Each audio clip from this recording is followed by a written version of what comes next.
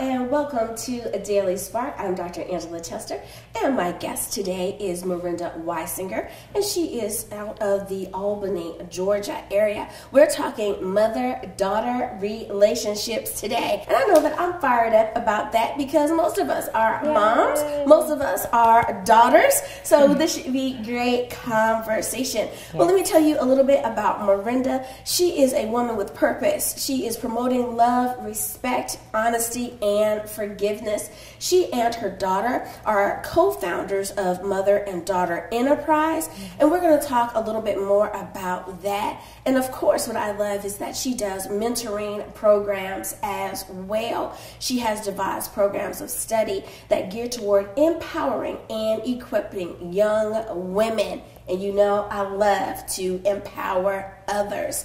So let's go on and jump into this conversation.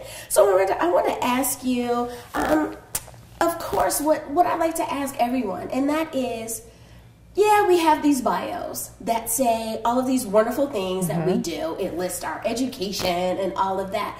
But who are you in your own words? Well, first of all, let me thank you for having me on your show. Thank you. I appreciate it so much. Thank you, thank you, thank you. I am a mother. That's who I am first. I'm a mother. I was a teen mom, and I was able to overcome a lot of the stereotypes and limitations that were put on most teen moms. And I'm very, very excited about that and thankful to God for Him allowing me to raise the daughter who I raised. So I'm a mother first, more than anything. And of course, as you read, I'm a mentor. I have several girls who I call my daughters. I'm a surrogate mom to them. I've allowed them to come into my home. Some of them have actually moved in. But now I am grateful to say that everyone who I've allowed to come in are now out on their own with their own apartments, their own careers. So it's been great. However, I do still have many young ladies under my wing. So I'm a mom and a mentor. That's what I love, love, love to talk about and to say when people ask me who I am. Those are my first two things. I'm a mom and a mentor.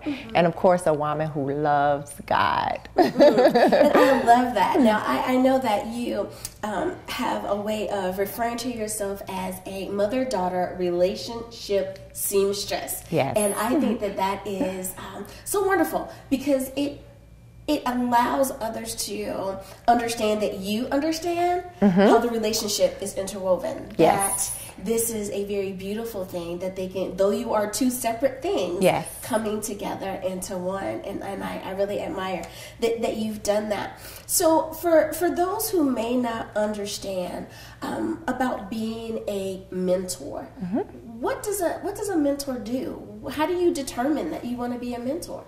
Well, actually, you don't determine if you want to be a mentor. Mentors are sought out. Okay. So there is not one girl who I've had under my wing who I've actually approached and said, "Can I mentor you?" Not one. So if you are a mentor, you should have people approaching you. They should see something in you that says, you have something that I believe I need. So that's how I became a mentor to many, because I had a lot of young girls, teenagers, and young women, college women, who sought me out. So, yeah. Well, I'm a very big proponent of letting your light shine. And I think that really speaks to that there's something that they see in you. Yes, absolutely. And they want that light. Absolutely. So, bravo for that. Keep that up. Thank now, you. when we think of the word relationship, so many times we think relationship and we're thinking like husband and wife. Of course. Or, we're thinking this romantic relationship. Yes. But when it comes to mothers, daughters, and then this word relationship, how does that all blend together? Well, it blends together the same way as a husband and a wife, boyfriend, girlfriend, friends, love, respect, honesty, and forgiveness. All four of those things are needed within any relationship. And we can't leave it out when it comes to mother and daughter relationships. That's right. So there's a lot of love that you want to have. Daughters want that love, that genuine love from their moms, and vice versa. And also with respect, although moms always say, you have to respect me because I'm the mama, guess what? Daughters want to have some level of respect as well. They want to be respected. They don't want to be called out of their names. You know, there's certain things that we shouldn't allow to come out of our mouths as moms so that we can respect our daughters. And then you have honesty. We both need to maintain some sort of honesty so that way the relationship can continue to strengthen. And forgiveness, who doesn't need that in a relationship? Right. In every relationship we need forgiveness. So on both sides. So those are the 4 principles that I know every relationship needs. And a lot of times as moms, we kind of tend to not think that we need those 4 things. The same things we need in a relationship with our husband or our significant other, we need that with our daughters as well. And I'm so glad that you said that daughters want that respect. Yes, absolutely. I think that some people forget that it's reciprocal. Absolutely. You know? That you might be at the top, right? But right. the people down at the bottom still want the same things that you do. Yes, that's a really, really great reminder, and thank you for mentioning that. Now, would you say that as you grow in your relationship, or as you age physically, that your relationship should change, your relationship must change? Or that it simply will change? It will change. I'm a witness. My daughter is, I can't tell her age because she's an educator in the Atlanta public school system and she teaches high school. So I definitely can't tell her age. However, this is what I will say. I've had to learn to adjust to where life was taking us. You know, I've always been accustomed to being mommy, you know, and she still calls me mommy, which I'm so happy about it. And I realized that as she started to mature, that there were some things that I wasn't going to be able to do anymore or to say anymore. I was going to have to allow life to teach her certain lessons.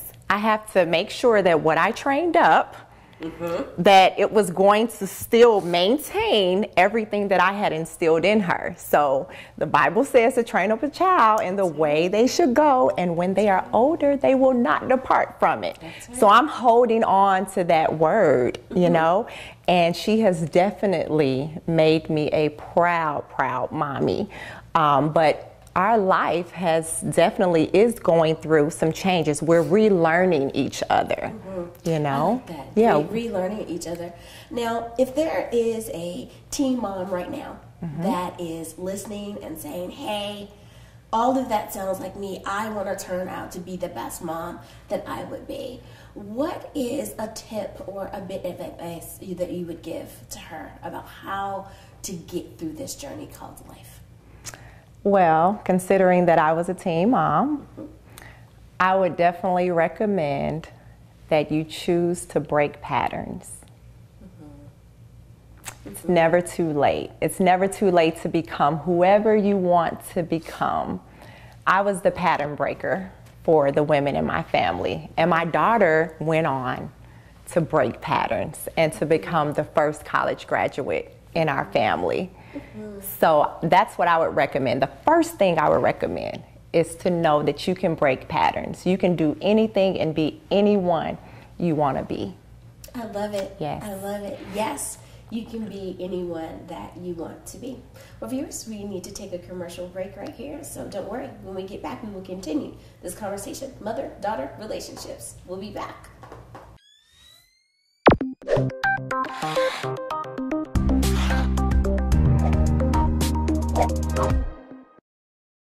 Welcome back to Daily Spark. I am Dr. Angela Chester. My guest today is Morenda Wysinger, and she is a woman that is on fire when we talk about mother-daughter relationships and how to bring that balance back. She is a mentor and doing so much to help, I think, build up these relationships that we have. Yes. In today's society, we really need to bring more togetherness. We need to be more unified. We have so much that is pulling us apart. Yes. We need to make sure that we are together. One of the things that you do is you're an author. Yes. So what made you decide that you needed to not only write down your ideas or write down your thoughts, but what made you determine this needed to be put in a book for others to be able to read? Great question. Well, like I said before, I have quite a few mentees, and some of them decided to come and live with me, and others just made my home a place of refuge for them. And I decided to, instead of having everyone to come and embrace me, I wanted them to start embracing their moms. You know, it was difficult to see girls that only wanted me and didn't want to have a relationship with their mom. Mm-hmm. So I decided, let me put this in a book. That way, if I put it in a book, maybe a mom or two will grab it, or 300 or 400 will grab it and say, let me read this so that way I can win my daughter. Or I can keep the relationship, the great relationship, going as time goes on and as my daughter matures, because the book basically is for all ages, all generations of women who may want a better relationship with their mom. So, and I think that's a really good idea. Sometimes we want the information, we want the instruction, yes, but we don't want anyone to know that we want it, that we're trying to take it all in. Yeah. So perhaps I can sneak and read the book, and at night, and it'd be my reading material. So very, very smart about that. Now, of course, as daughters ourselves, we have been on both sides.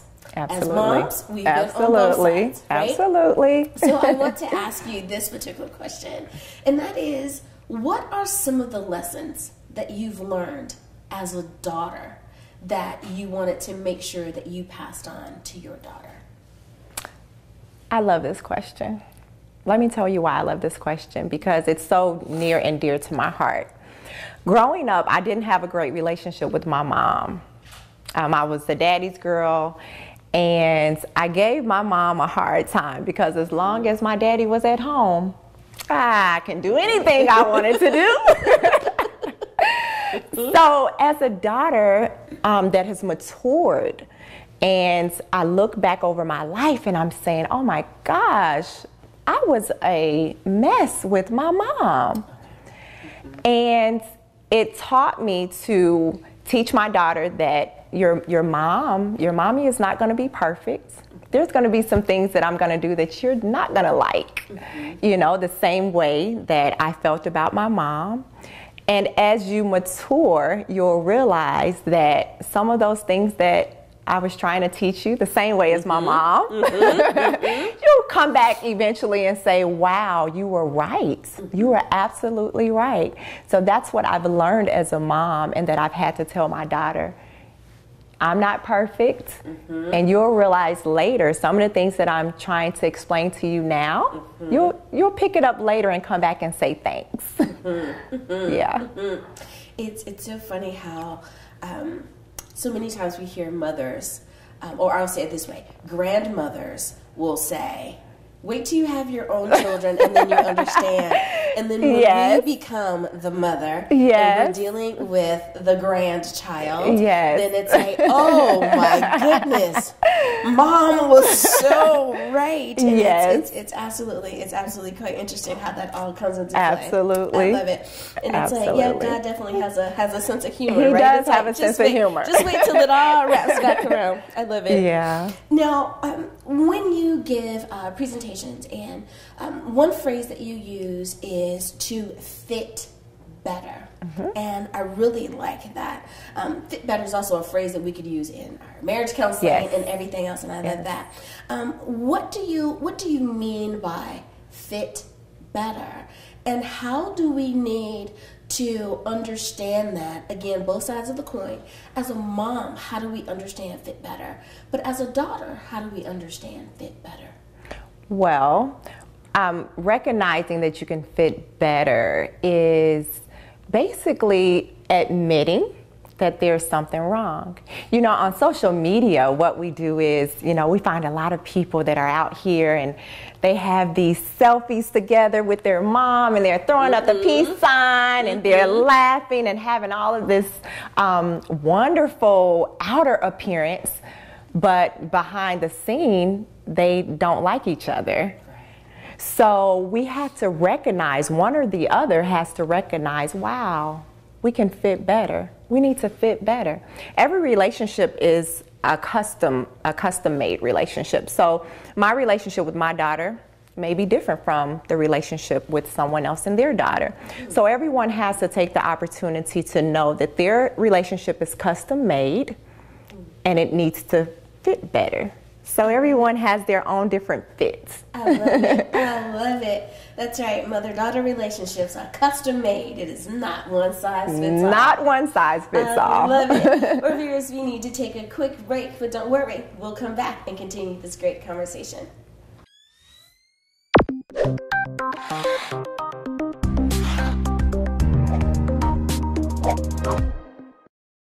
I heard you have a new book. I do. I'm so excited. Tell me a little bit about it. Well, it's really all about my journey, you know, where I went from having just poor health, really, and not even knowing that I had poor health. Yeah, yeah. And it just evolved, and before I knew it, here I am writing a book, and it took me 12 years to write that book. I believe you. Sounds like me.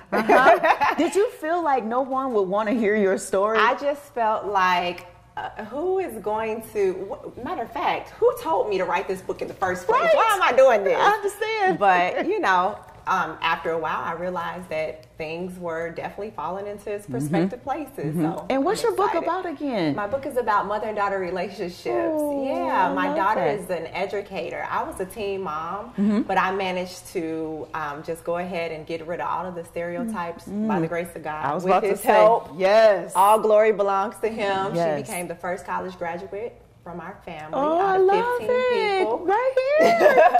Yeah, she graduated Congratulations. cum laude from Howard University, and now wow. she's a teacher. Oh. And our relationship was so amazing, and everybody was saying, you got to put this in a book. You have to help other mothers and daughters. So, I love it. Yeah. There's so many stereotypes that's out there. Yeah. And it sounds like you broke all of them. Oh, bless you. And guess what? The stereotype of small women or small people being zeros and twos, like you were saying, as far as being healthy. Yes. I can totally relate. I'm like, I run a mile and I'm out of breath, but yet I'm small, and I can definitely say that I need to exercise a little bit more and drink more water. Drink more water. Yes, ma'am. Yeah, so I really enjoyed that when I was hearing you talk about it. And I love your story. Thank you. I love it. It's awesome. Thank you.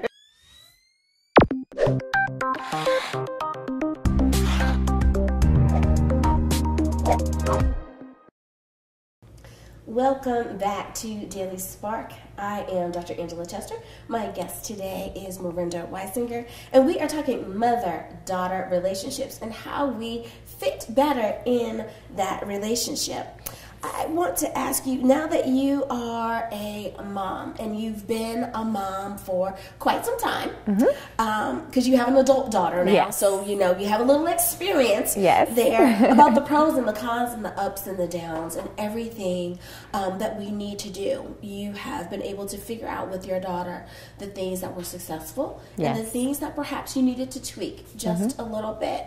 When we're open and honest about that, I think that we really and truly are able to help others grow. So what would be some advice that you would give to the moms that say, hey, I'm having some challenges with my daughter. What do I need to do differently? Or maybe I need to start doing some things. What's your advice on that? Well, the first thing I would recommend is to know that you can fit better. So once you know you can fit better, then I recommend that you maybe set up a little bit of coffee time, tea time with your daughter, so that way you can break some things down and allow her to tell you some of the things that she may be feeling and some of the things that you may be feeling, because honesty is so important. Never to think that, you know, you were the perfect mom, so she's wrong. Right. Never to think that, let your daughter think that she's the perfect daughter. Everything is right. Everything that I do is right. So that way you all can come and have a personal time, personal conversation, and talk about what may be wrong within the relationship, what you may change, what you may like to change in the relationship. So that way you can move forward from there. I love that. I love that. Yeah. So many times we talk about boundaries in relationships. And usually, again, we think boundaries, we think relationships, we think romantic relationship, husband and wife. But there's also boundaries when it comes to mothers and daughters. Yes. So what is an example of like a healthy boundary, or how do you even set up boundaries to begin with? Well, you know what's funny is that as a parent, my brother, sorry brother, I'm going to put you out there. My brother used to say, she's scared of you and that's not good. And then you would have other people saying, you're so strict. But the daughter I raised, I was happy that I raised her based on this quote that I love. It says, good fences creates good neighbors. So if you set boundaries within the relationship and tell, you know, your daughter what you expect, when your curfew is. Like when my daughter went away to Howard University and she came home in her freshman year, she thought, well, you know, I'm in college, so I can just come in at 3 or 4 from the club. What's wrong with that? I do it in college. No. In my house, this is the rules, and we still abide by those rules. But she was accustomed to me setting boundaries. I had rules in my home. And now that she's an adult woman, and she's also an educator, she understands now that you have to have rules. You have to set up those boundaries early. Drinking and smoking with your child, doing things of that nature that, this is just my own opinion, that I don't believe that parents should do with their child. It kind of sets you up for what could later on be a strenuous relationship, because they may become too comfortable or too common. So good fences creates good neighbors. Yeah.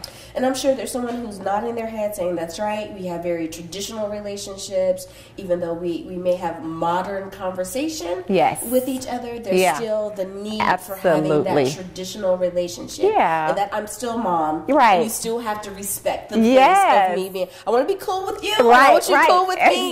But I'm still mom. And I can understand that. I can understand that.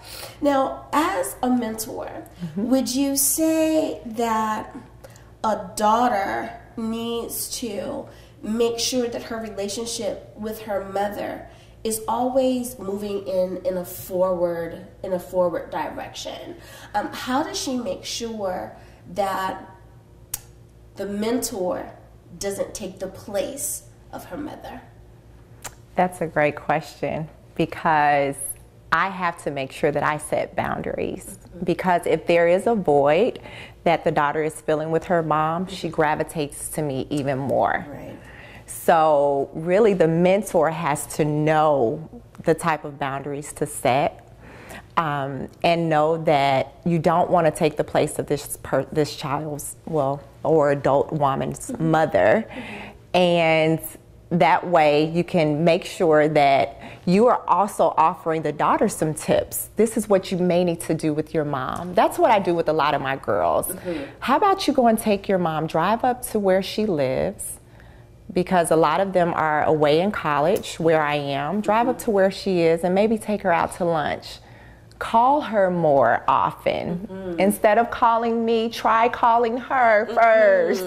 See what she has to say first, you know? Sometimes you think that your mom is going to say something different from what your mentor says, but a lot of times you'll find out we're probably saying the same thing. Maybe in a different way, but it's probably the same advice. And you know, it's really funny that you say that, because so many times when we look back over our lives, especially once we get a little bit older, and we realize that our mothers told us to do a particular thing, and we didn't want to do it. But you could have a brother or a sister or an aunt or even a really just close friend say, hey, you need to do that, and you go, oh, sure. Yeah. And you do it just off of the first suggestion. And your mother's sitting there going, I have been banging my head. Absolutely. And asking you to do this, and you would not do it. And that's really funny. But it does take a village, though. It does. It takes a village. So maybe I won't get across to you, but maybe this village will. Yeah. And it's a wonderful that you mentioned that and having that village. Yes. So kind of backing out a little bit and looking at the members that make up our village. Are there any particular personality types, or are there any particular types of people that we need to make sure that we have around us? Absolutely. When we're building this village? Who should we look for? Positive people. Yes. Positive people. People that are going somewhere. People that you want your daughter to see and say, I really like what they're doing with their life. I really like the way they present themselves. I tried my best to surround my daughter around positive people and people that are movers and shakers. And she has definitely become a part of all of us. All of us, when we see her, we see ourselves in her. And I definitely can't say that I did it all by myself. It took a village to raise her. Well, I want to first give my congratulations, because you said a very, very important thing, and that is one that you were someone who broke the cycle, and your daughter is a college graduate, and she's gone on to fulfill all of the dreams and hopes and aspirations of your family. One, great job. Great job. Because I think that many times people take that for granted, and that is not something that we should take for granted. Be it that you are the first person or you're the 100th person in the family, it really and truly does take that village to make sure that each generation goes on. So thank you so much for being an inspiration, not only to your daughter and your family, but for those of us that are watching. So good job. Bless you. Thank you. My very last little tidbit is there that I ask you this. What is one word that you think that someone who has listened, who has enjoyed the program today, what's one word that they should take away from today, that they should hold in their heart, and it should be their action word for this week or for this month? One word would be forgive. That's what I would say. Because there's so many relationships that are torn apart because we won't forgive. So if you have a mom, if you have a daughter, or anyone that you love, choose this week to forgive. Great advice. Thank you so much, Morenda, for being on the program today. Thank you for having me. So those of our viewers who want to stay in contact with you, how do we find out more about you? You can find out more about me on my website, Tailor-Made Mom.com. Again, that's Tailor-Made Mom.com. Thank you so much. And viewers, thank you for joining me for Daily Spark. And as always, I hope that you have an awesome day, not just today, but each and every day. Until next time, everyone, be awesome.